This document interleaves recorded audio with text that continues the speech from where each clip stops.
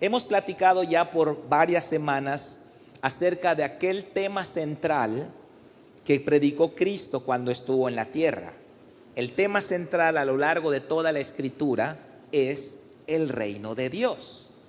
Vemos a Dios en Génesis, en el paraíso, querer establecer su reino en la tierra, bendecir al hombre con su reino, con su bendición, con su presencia, pero el hombre peca, ¿verdad? Y el reino de Dios, que está fundamentado 100% en la justicia, pues no puede coexistir con el pecado. Y entonces el hombre es retirado del paraíso y el reino de Dios es retirado de la tierra.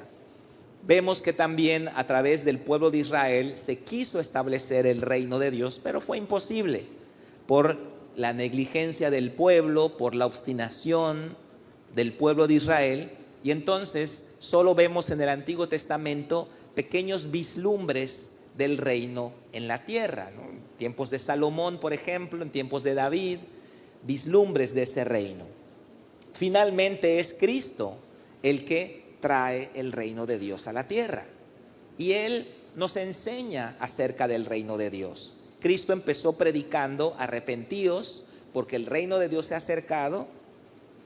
Cristo nos enseñó en la oración del Padre Nuestro a decir: venga tu reino. En más de 30 parábolas en los evangelios sinópticos, Cristo nos habla de el reino, nos explica el reino.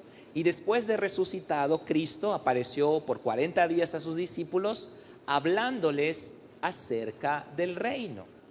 En otras palabras, el tema central de Cristo fue el reino de Dios.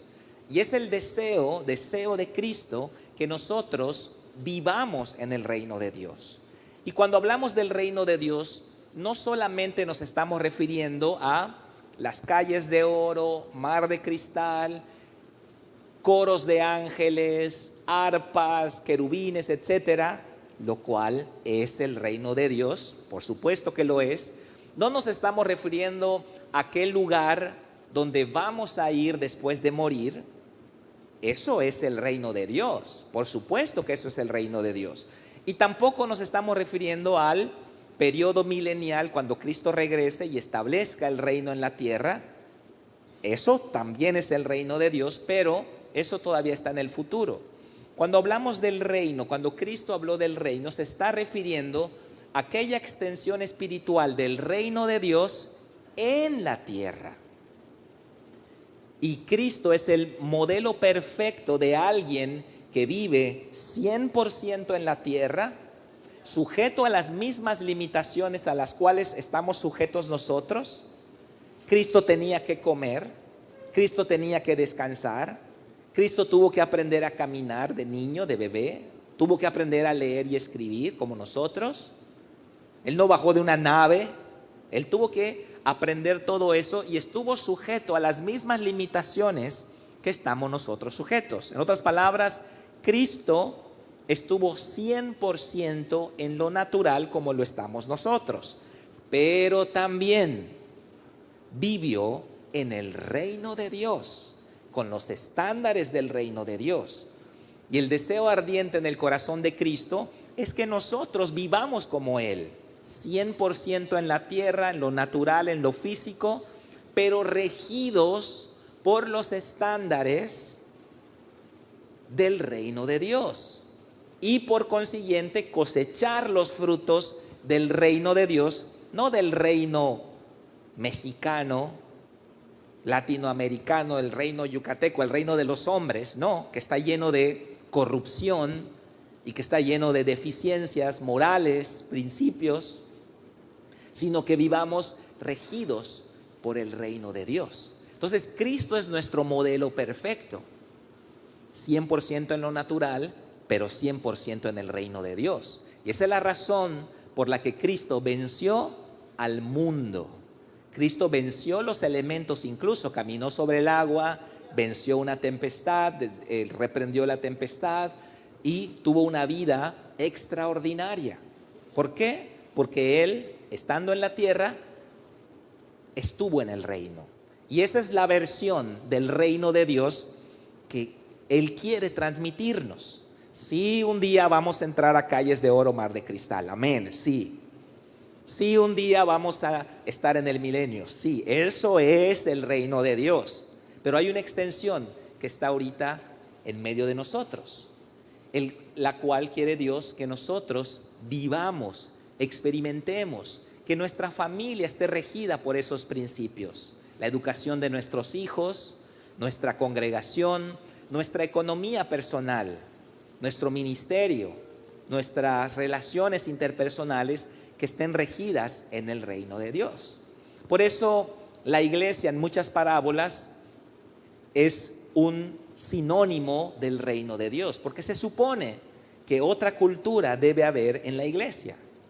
Cuando una persona entre por esa reja, una persona debe sentir que salió de México. Debe decir, bueno, ¿dónde estoy? ¿Este planeta cuál es?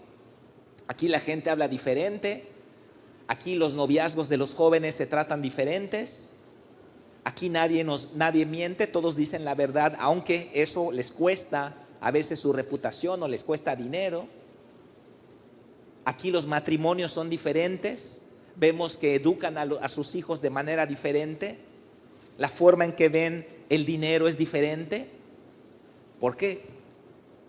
Debe ser el reino de Dios. La iglesia está llamada a manifestar el reino espiritual de Dios en los ámbitos naturales en la tierra, de tal manera que el mundo, cuando entra a la iglesia, verdaderamente diga, este es el reino de Dios.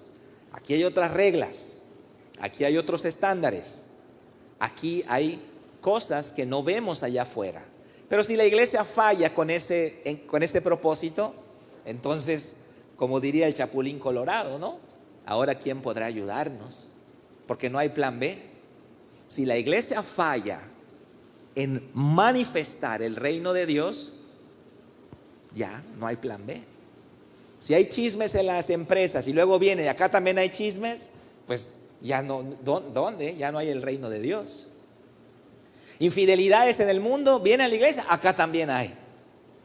Divorcio en el mundo, viene acá, aquí también hay. Y todo lo que pasa en el mundo, si también está en la iglesia, entonces estamos fallando. No estamos cumpliendo nuestro propósito de vivir regidos no por los estándares yucatecos, culturales, idiosincráticos que nos dieron nuestros padres, no con los estándares mexicanos o latinoamericanos. Somos llamados a vivir con nuevos estándares que están en la palabra de Dios. Y ese es el proceso desegipciador del Espíritu Santo, sacar Egipto de nuestra mente para que podamos vivir y entender y sobre todo cosechar los frutos de la tierra prometida que están al alcance de nuestra mano. Y ese es el propósito de Cristo, por el cual habló demasiado del reino de Dios. Usted lee los evangelios y va a ver cómo el reino de Dios estuvo siempre, siempre, siempre en la boca de Jesús, porque es importante. Ahora, este reino no lo podemos ver. Bueno, a veces hay personas que tienen cierta sensibilidad. Aquí en la iglesia, por ejemplo, tenemos personas que de repente me dicen, pastor, mira, yo vi que había fuego en la plataforma, ¿no? O yo vi una nube que estaba aquí mientras estábamos adorando. O yo vi que Dios ponía coronas, ¿no? Una visión muy bonita que una vez me contaron, que Dios besaba en la frente a cada persona. Estaba pasando, ¿no? Y bueno, no es que no podamos verlo, pero Dios permite a veces que tengamos un chispazo del reino de Dios. Y mucha gente tiene experiencias donde Dios les permite ver momentos específicos del reino de Dios. Y sucede, hoy sucedió, por ejemplo. Yo sé que hay personas acá que durante el tiempo de la adoración sintieron cosas, percibieron o vieron cosas, ¿ok? Porque el reino está entre nosotros. Pero normalmente no lo podemos ver, nuestros sentidos físicos no alcanzan a ver el reino de Dios. Dice Lucas 17:21. Voy a tomar un poquito de agua.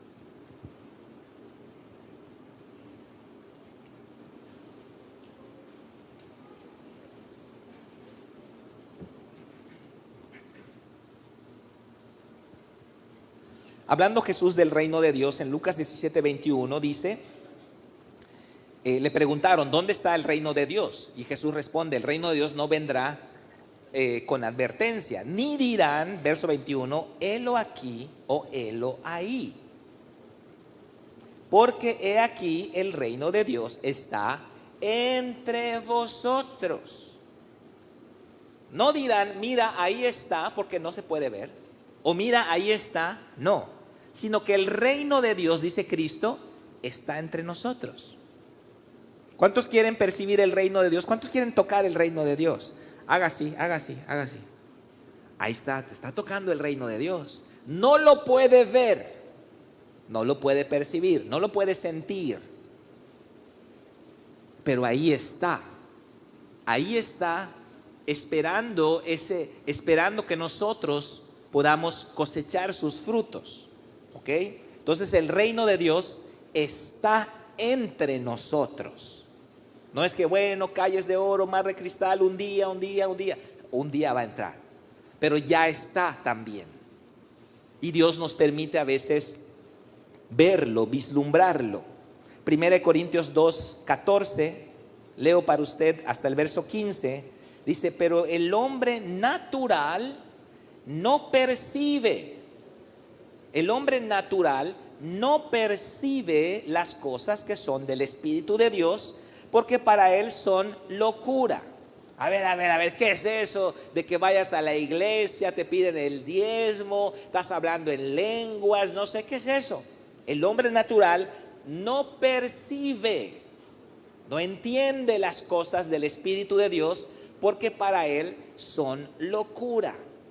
Ustedes están locos. ¿Cómo que no tienen relaciones sexuales hasta después de casarse? Están locos ustedes. Es el hombre natural. Y luego dice, y no las puede entender porque se han de discernir espiritualmente. No las puede entender. En cambio, el espiritual juzga todas las cosas, pero él no es juzgado de nadie. Entonces, el primer punto que quiero que toquemos hoy es que no podemos ver el reino de Dios, pero está entre nosotros. Si pudiéramos ver, hermanos, lo que sucede en un bautismo en agua, wow, nos impactaría lo que vemos, lo que sucede en lo espiritual. Si pudiéramos ver en lo espiritual lo que sucede en una persona que recibe a Cristo, nos impactaríamos de ver lo que sucede espiritualmente en alguien que recibe a Cristo, o lo que pasa en un encuentro, o lo que pasa en una santa cena, o lo que pasa en un tiempo de alabanza y adoración. Entonces, no vivamos, hermanos, solamente conscientes de aquello que podemos registrar con nuestros sentidos físicos. No hay necedad más grande que vivir creyendo solo aquello que podemos percibir. Dios nos dio un cuerpo físico, tenemos ojos, ¿verdad? La vista, el tacto, el oído, el olfato, el gusto, sentidos físicos con los cuales percibimos el mundo que nos rodea, el mundo físico. Mis ojos permiten verles ahorita a ustedes, pero mis ojos físicos no me permiten ver el reino de Dios. Mis ojos físicos están limitados. Mis oídos solo alcanzan cierto rango de frecuencias pequeño, pero hay muchas frecuencias más allá que no detecta mi oído, pero eso no quiere decir que no existan. Entonces es una necedad completamente, hasta hablando en términos científicos, es una necedad creer solo aquello que puede percibir nuestros sentidos físicos, nuestro cuerpo. En este mismo momento hay frecuencias inundando este lugar. Yo estoy hablando con un micrófono inalámbrico, pero no podemos verlo. En la pandemia nadie vio al coronavirus, ¿verdad? ¿Alguien vio el coronavirus? ¡Ahí está! ¡Ay, persigue el coronavirus! No, nadie lo vio, pero ahí está. Entonces hay muchas cosas. Es necedad que nosotros solamente creamos aquello que podemos percibir. Y es necedad para el creyente solamente regir su vida de aquello que puede percibir. Entonces decimos, no voy a la alabanza, tarda mucho, mira qué flojera, nos piden que levantemos las manos. Entonces voy a comprar mi torta, mis tacos y en el camino voy despacito para que yo ya llegue ya después de los diezmos. Porque no ve el reino de Dios, no puede verlo. Es un hombre natural, no lo percibe, no lo entiende, es locura para él. Es necedad que solamente nosotros creamos aquello que podemos percibir. Es ridículo, hasta científicamente hablando, ni se diga espiritualmente, científicamente hablando es necedad. Tenemos que entender que hay cosas que escapan de nuestra percepción. Dicen que Johannes Kepler, que trazó ¿cómo se llama? Las órbitas de los planetas, dicen que logró escuchar el zumbido de los planetas. Yo no sé si eso sea verdad, pero ¿cómo captar un sonido tan lejano o tan grave? Entonces, a veces Dios puede permitir abrir los sentidos para que nosotros recibamos más de aquello que nos ha sido concedido percibir. Entonces nosotros, dice la Biblia, somos seres tripartitos. ¿Sabían eso? 1 Tesalonicenses 5:23 dice que somos espíritu, alma y cuerpo. Entonces vamos a suponer que hay una línea acá. Pintemos una línea imaginaria acá. Entonces aquí a mi lado izquierdo está el mundo físico. Y está mi cuerpo físico y yo percibo, interactúo con el mundo físico. Pero acá está otro rango que no alcanzo a percibir, que es el ámbito espiritual. Acá en el ámbito espiritual yo tengo un espíritu con E minúscula, que es el equivalente al cuerpo en el ámbito físico, pero en el ámbito espiritual. Solamente que está muerto antes de Cristo. Cuando recibimos a Cristo, es vivificado y entonces, como dice Juan capítulo 3, el que no naciere de nuevo no puede ver el reino de Dios. Entonces, cuando ya es vivificado mi espíritu, ahora puedo ver el reino de Dios. Ahora puedo entender el reino de Dios. Entonces, podemos decirlo de esta manera: tenemos ojos naturales y tenemos ojos espirituales. Tenemos oídos naturales y tenemos oídos espirituales.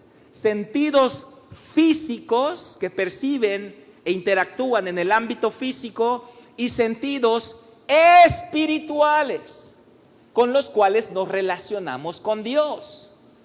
No es lógico que vivamos solamente en este rango. Cuando estamos en tiempos intensos de adoración, estamos acá, estamos de este lado.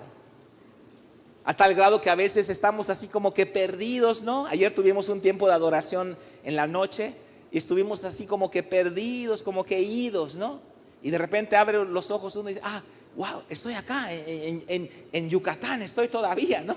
Pero yo ya estaba yo en el tercer cielo, ¿no? En la presencia de Dios, porque tenemos un espíritu con el cual podemos interactuar con nuestro Padre Celestial. Y el deseo que consume el corazón de nuestro Padre es que también aprendamos a caminar acá, como caminó Cristo, 100% en lo natural, 100% en lo espiritual, viviendo sujeto a las limitaciones físicas a las cuales nosotros estamos sujetos, pero siendo regido por los estándares del reino de Dios. No sé si le gustaría pagar impuestos como Cristo pagó impuestos. ¿Les gustaría pagar impuestos así? Llega Hacienda, tómale, ¡ay! ¿Cuánto voy a pagar? Bueno, anda allá, sácale allá un pez, pesca un pez y abre su boca y ahí sacas un cheque y llevas a Hacienda y lo pagas. Jesús está viviendo en el reino.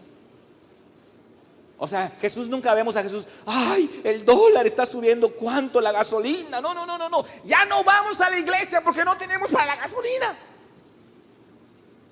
O sea, una persona tan metida en lo carnal, en lo natural. Nunca vemos a Jesús así, indeciso, ay, ¿qué va a pasar? Ay, que la crisis, mira. No, nunca vemos a Jesús así. No vemos a Jesús deprimido, angustiado, preocupado, estresado. No, Jesús está regido por el reino de Dios. Y Él no tiene todos los afanes que los que no hemos aprendido a caminar en el reino a veces tenemos. Pero quiere entrar en el reposo de Dios. Dígale al Señor, dígale a su Padre esta frase, dígasela: abre mis ojos espirituales. Abre mis ojos espirituales. Usted tiene que ver el reino de Dios. Y el reino está entre nosotros. Dios hace muchas cosas por nosotros, por usted, que usted ni siquiera lo imagina. Dios está trabajando. Jesús dijo: mi Padre trabaja y yo también trabajo. Nuestro Padre está trabajando en un ámbito espiritual. Hace muchas cosas que usted ni siquiera nunca se entera hasta que ve la manifestación. Y entonces uno pierde la fe, porque como uno tiene solo la vista en lo físico, en lo natural. ¿Y qué pasó? ¿Sigues orando por tu esposo? ¿Qué va? Ese es un duro de corazón, nunca va a cambiar, tremendo alacrán. Y porque no tiene fe, no está viendo lo espiritual. No está viendo lo que Dios está haciendo. Pero ¿qué es lo que dice la Biblia en Eclesiastés 11:5? Miren lo que dice la Biblia. Dice: como tú no sabes cuál es el camino del viento, o cómo crecen los huesos en el vientre de la mujer encinta, así ignoras también la obra de Dios, el cual hace todas las cosas. Todas las cosas que resultan en beneficio para tu vida fueron planeadas, orquestadas, ejecutadas por Dios en lo espiritual. Tú solo ves la manifestación y dices: uy, qué suerte tengo. No es suerte. Dios ha estado trabajando en un rango que tú no sabes. Tú no sabes de dónde viene el viento ni a dónde va. Tú ignoras cómo los huesos del bebé crecen en el vientre de su madre. Lo ignoras.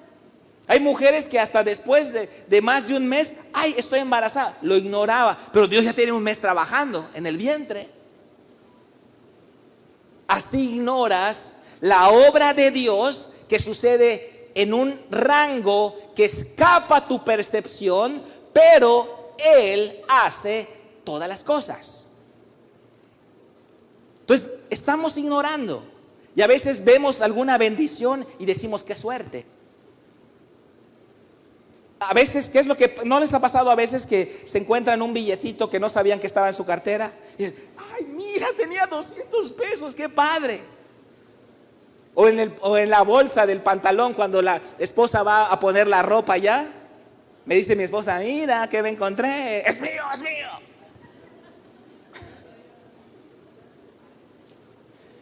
Pero a veces nosotros tenemos esa necesidad y vemos eso, y en el momento en que lo vemos decimos: wow, qué tremendo, gloria a Dios. Dios me bendijo, apareció un billete en mi cartera, decimos, ¿no? Pero luego nos acordamos que lo guardamos hace un mes, ¿no? Y se nos olvidó. Y decimos: ah, no, perdón, ya no, gloria a Dios, yo lo puse hace un mes. Porque no sabemos cómo trabaja Dios en lo espiritual. Porque Dios no está en la línea del tiempo como usted y como yo. En el momento en que yo tengo la necesidad y oro a Dios, Él puede ir un mes atrás y hacer que yo guarde un billete de 200 pesos y se me olvide, para que ahorita que lo necesito yo lo pueda usar. Tenemos que entender el reino de Dios y ser agradecidos con cada pequeña bendición que vemos en nuestro día. Es Dios obrando a favor de nosotros. No sabemos, le dijo Eliseo a su siervo, son más los que están con nosotros. Eliseo tenía paz. El siervo estaba todo turbado, todo preocupado, pero Eliseo tenía paz. Porque él sabía que Dios está trabajando. Dios está trabajando en su vida. Y cuando usted ora, usted impulsa esa obra, esa actividad angelical en su vida. Y aunque parezca, hermano, que nada está sucediendo, créame, Dios está trabajando en lo espiritual. Dios está obrando. No deje de orar. No deje de agradecer, siga siendo fiel, siga siendo obediente, porque en cualquier momento hay un rompimiento. El rompimiento es cuando algo pasa de acá, ¡pum!, pasa acá. Una bendición de Dios, algo que Dios ya le dio, sale del ámbito espiritual y penetra nuestra esfera de existencia. Eso es un rompimiento. Usted no sabe en qué momento va a venir el rompimiento. Tiene que seguir. Tiene que no ignorar la obra de Jehová, el cual hace todas las cosas. Necesitamos entender el reino de Dios. No solamente regir nuestra vida con lo que podemos percibir, con lo que nuestros sentidos físicos nos están reportando. El ojo nos va a dar un reporte. El ojo va a decir, aquí no hay nada. El ojo va a decir eso. Pero los ojos espirituales van a decir, aquí hay 5 ángeles parados desde que empezó el culto. Y acá hay otros 5 ángeles parados. Como dice la hermana Mary Catherine Baxter en su libro Una revelación del reino espiritual. Que Dios le mostró a ella que en cada congregación hay un ángel, en cada congregación. Y debajo de ese ángel hay otros ángeles subordinados, como dice el libro de Hebreos, que son espíritus ministradores enviados a favor de los herederos de la salvación, o sea, usted y yo. Y en los pasillos hay ángeles, usted no los ve. Usted dice cosas así como que ya tardó el pastor, pero el ángel está allá junto y el ángel va a ser así, Hay ángeles registrando cuánto estamos dando en los diezmos y las ofrendas. Todas esas estadísticas, el reino de Dios es un reino hiperorganizado. Todas esas estadísticas van al reino de Dios y se establece. Ahí fulano, ahí está todo escrito, hermano. Ahí no hay nada de que, yo di y mira ahorita cómo me paga Dios. No, ahí está todo escrito. Hubo un tiempo que yo estuve orando por la casa hogar, por la iglesia. Estuvimos orando, habían situaciones. Y luego Mario, un niño de casa hogar, me dice, papá, vi una sombra allá afuera. También Dani ha visto eso afuera, ¿no?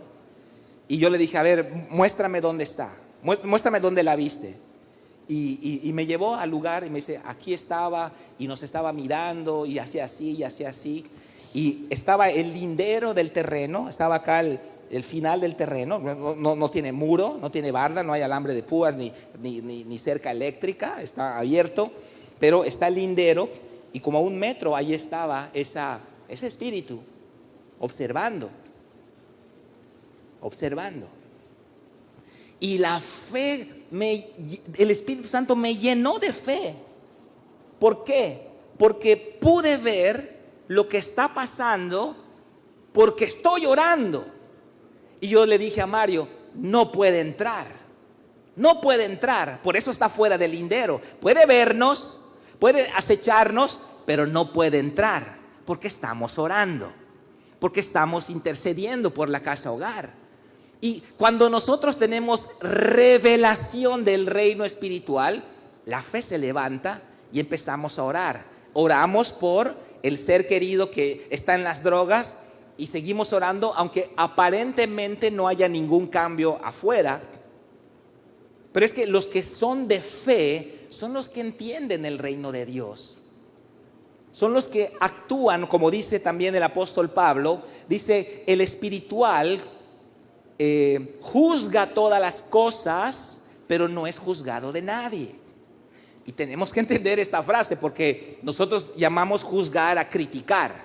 No, acá está hablando de juicio, está hablando de discernimiento. El espiritual entiende todas las cosas, pero a él nadie le entiende. A él nadie le entiende por qué hace lo que hace. ¿Por qué se pone a ayunar? ¿Por qué está orando en la madrugada? Nadie le entiende a él. Las cosas espirituales para el hombre natural son locura. Entonces el espiritual entiende por qué pasan las cosas y él no es entendido por nadie, porque el hombre natural no percibe las cosas que son del Espíritu de Dios. Así que tenemos que entender cómo funciona el reino de Dios. ¿Sabía que hay ángeles asignados a su vida? Hay ángeles asignados a su vida. Que es la misión de esos ángeles es cuidarle, protegerle, bendecirle. Ahí están. No los vemos, no podemos interactuar con ellos, pero ahí están. Ahí están. Punto número 3, Satanás nos intimida a nivel físico. Punto número 1, no puedes ver el reino de Dios, pero ahí está. Punto número 2, Dios hace mucho más por ti de lo que puedes imaginar. Punto número 3, Satanás nos intimida a nivel físico. Satanás no tiene autoridad, no tiene poder. Y si estamos en el ámbito espiritual, mira, así te vas, chanclas. En un segundo te vas. Pero en el ámbito físico tenemos temores, tenemos dudas, tenemos ansiedades. Así que Satanás opera en el ámbito físico. Versículo 13 del pasaje de Segundo de Reyes, capítulo 6, dice: el rey, ¿se acuerdan del rey? ¿No? El rey de Siria. ¿Qué es lo que hacía el rey de Siria? Planeaba una emboscada. Planeaba atrapar al rey de Israel. Y decía allá en su cuarto de guerra, el rey de Siria le decía a sus generales: vamos a atrapar al rey de Israel en este camino y vamos a escondernos en la montaña, y cuando pase, toma, lo atrapamos. Pero Eliseo, un hombre de Dios, un profeta, le decía al rey de Israel: ¿sabes qué? No pases por ese camino porque ahí va a estar el rey de Siria. Y entonces el rey de Israel se desviaba y iba por otro camino. El rey de Siria se molestaba: se fue por otro camino. Bueno, vamos junto al río. Ahí en el río lo vamos a atrapar. Y entonces Eliseo le decía al rey de Israel: ya no pases junto al río porque ahí te van a agarrar. El rey de Israel pasaba ahora por la montaña, y entonces el rey de Siria se molestaba, ¿no? Se enfureció tanto el rey de Siria que le dijo a sus generales: hey, uno de ustedes me está traicionando. Uno de ustedes es un soplón, es un espía del rey de Israel. Ya quería ejecutar a todos, ¿no?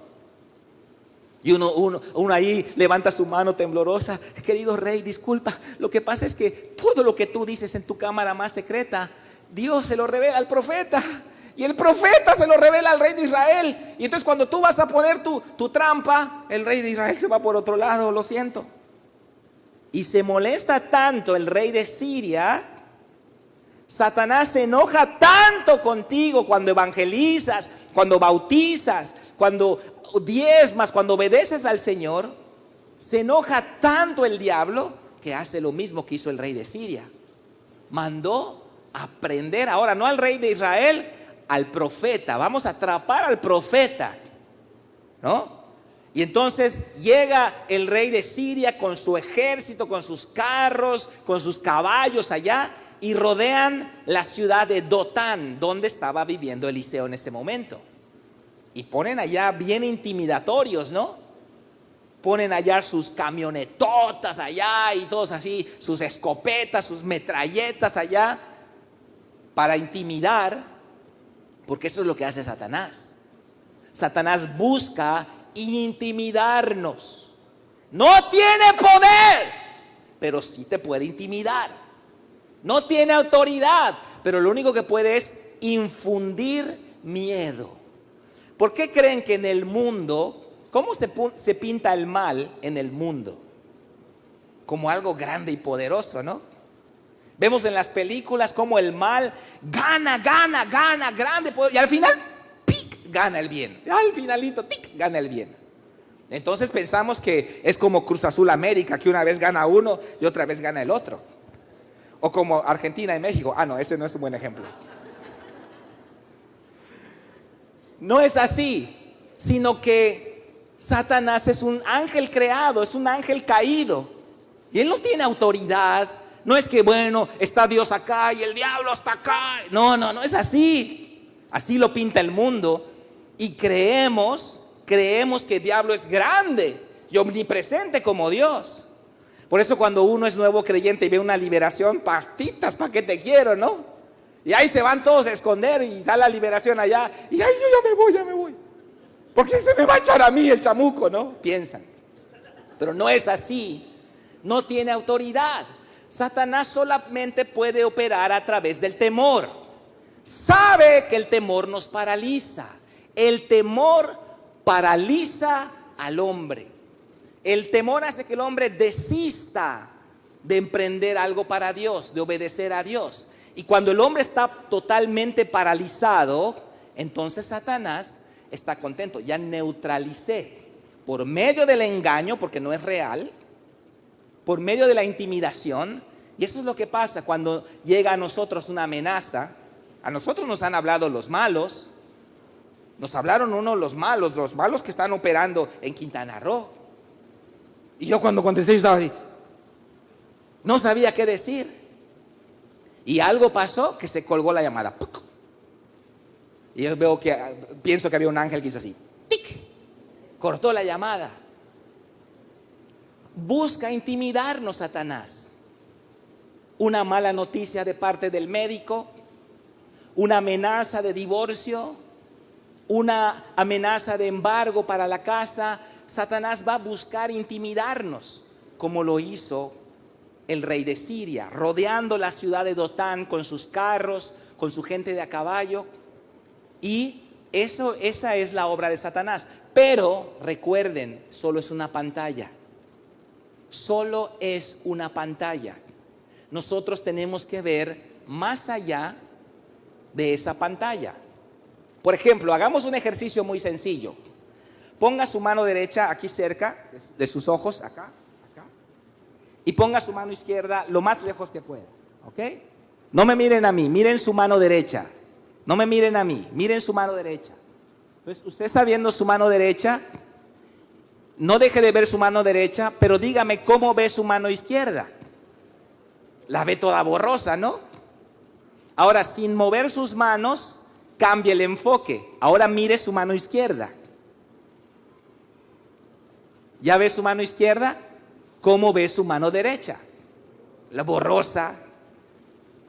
Así es el reino espiritual. Donde esté tu enfoque, ahí es lo que vas a tener.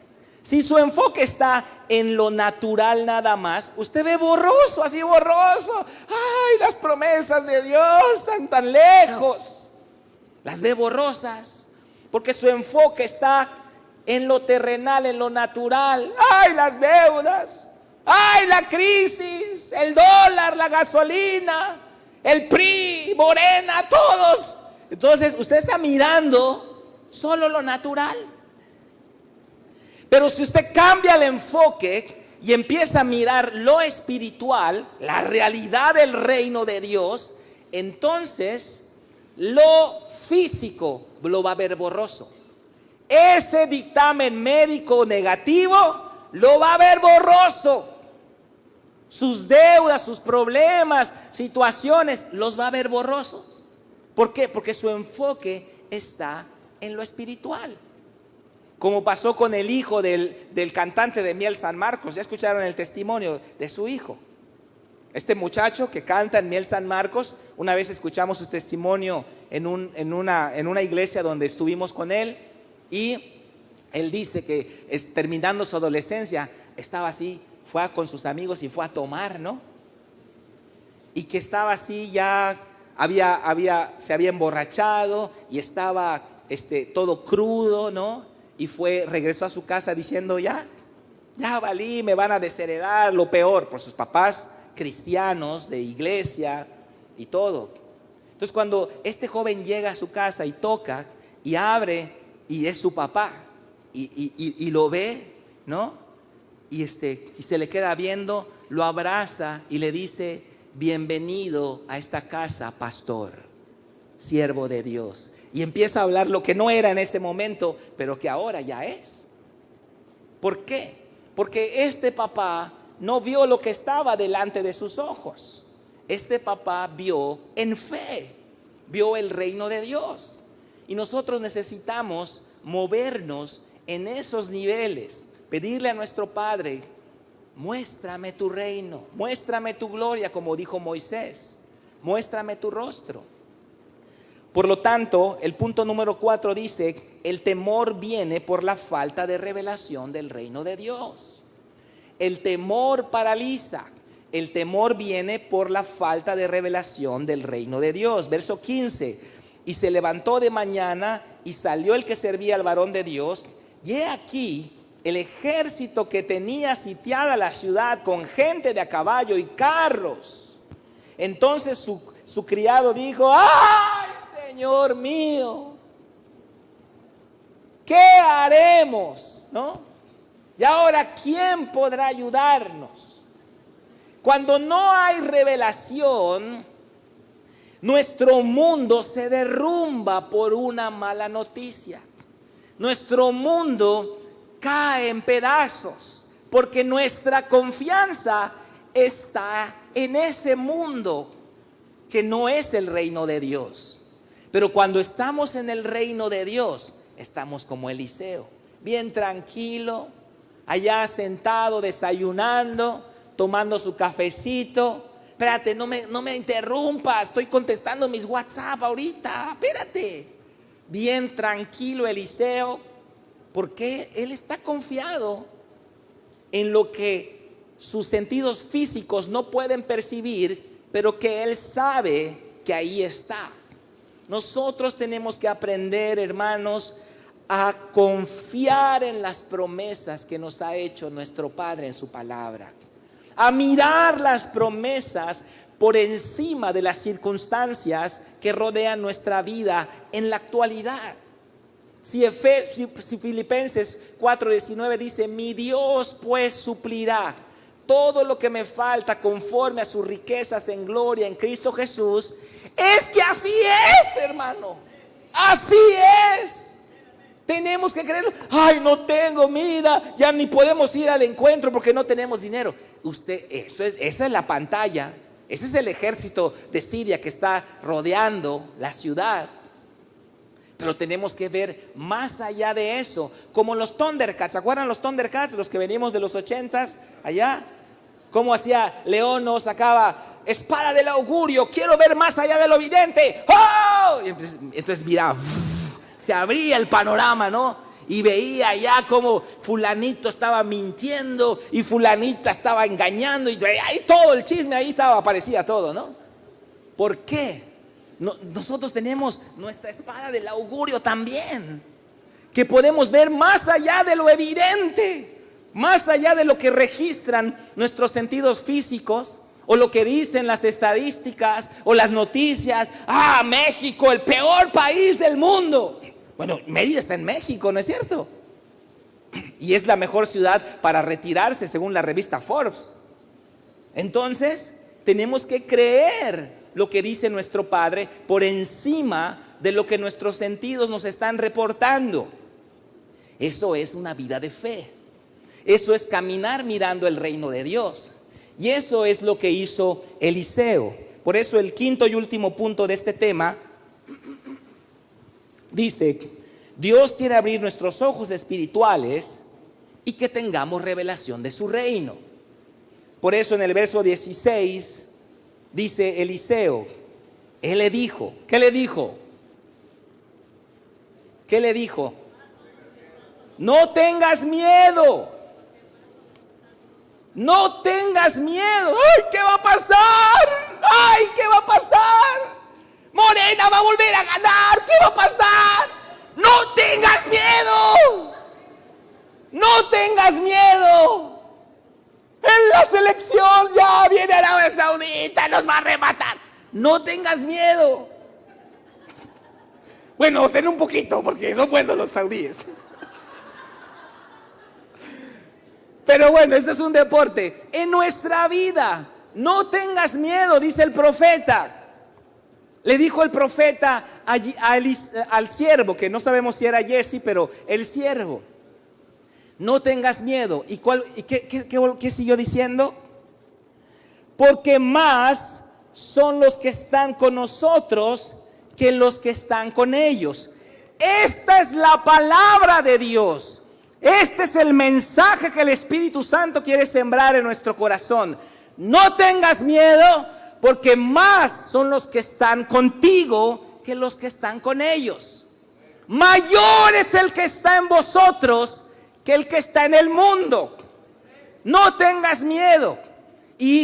Pero son lindas palabras, ¿no? El siervo habrá dicho, bueno, suena bonito, buenos sentimientos, ¿no? Échale ganas, tú eres un campeón y tú vas a lograrlo. Son los clichés evangélicos que siempre estamos escuchando. Pero el profeta no quedó allá. No te estoy hablando de lindos sentimientos. No te estoy hablando de deseos, buena onda, para que no te sientas tan mal. No. Te estoy hablando de realidades espirituales que no puedes percibir, pero que ahí están, escritas por el dedo de Dios, definidas claramente en la palabra de Dios. Y bueno sería, si quieres poner una promesa de año nuevo, que empiece a coleccionar todas esas promesas, como dijo David en el Salmo 103. No olvides ninguno de sus beneficios. Él es el que rescata del hoyo tu vida, el que sana todas tus dolencias, el que te corona de favores y misericordias, el que te hace rejuvenecer como el águila, el que sacia de bien tu boca. Tienes que empezar a declarar las promesas de Dios, porque cuando declaras las promesas de Dios, así como cuando declaras lo negativo, la queja y el temor, tu cuerpo entra así en shock, en parálisis. Y así estaba el siervo de Eliseo. Cuando declaramos la palabra de Dios, fe entra a nuestro corazón. Y empezamos a ver, hermanos. Empezamos a decir, oye, pues creo que sí tiene razón la palabra de Dios. Y empezamos a ver cómo la leche y la miel empiezan a fluir en nuestra vida. Ahí está, al lado suyo, al alcance de su mano. Cerca de ti está la palabra, en tu boca y en tu corazón. No es que está en una montaña o en una cueva o en el fondo del mar. Ahí está la palabra. Y entonces el profeta ora a Dios y dice estas palabras. Verso 17. Y oró Eliseo y dijo: te ruego, oh Jehová, que abras sus ojos para que vea. Entonces Jehová abrió los ojos del criado y miró, y he aquí que el monte estaba lleno de gente de a caballo y carros de fuego alrededor de Eliseo. Tómeme una foto, hermano. Tómeme una foto. Aquí están mis carros de fuego alrededor mío.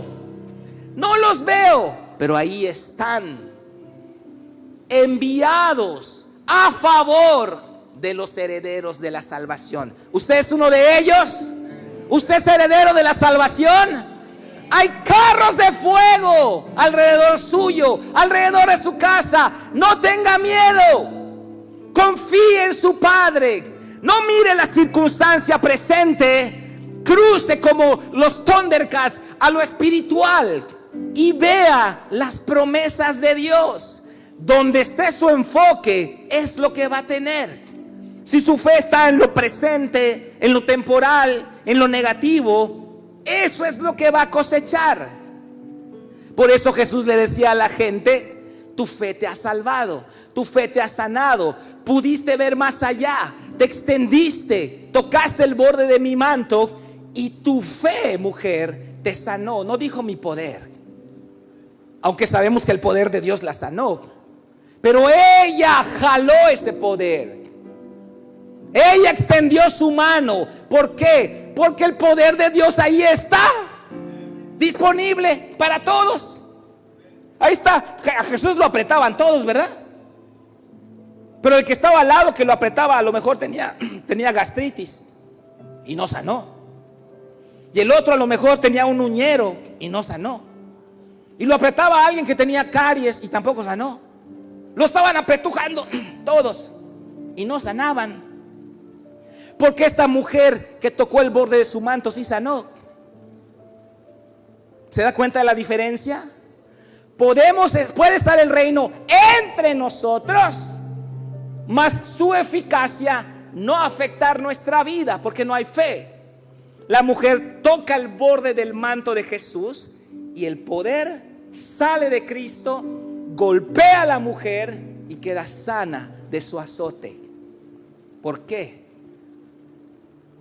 Tuvo fe, creyó, pasó toda su vida creyendo a los médicos y perdió todo su dinero, y acá tuvo fe.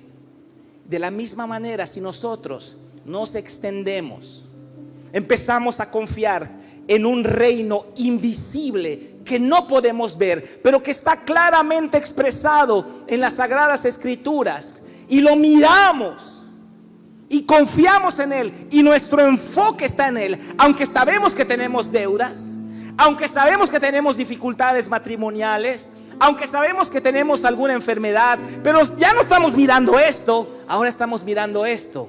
Nuestros ojos serán abiertos y veremos carros de fuego, gente de a caballo, ángeles con espadas desenvainadas, diciendo: órale, ¿dónde está el diablo? Para darle su merecido. Oye, la fe entra ya, ¿no?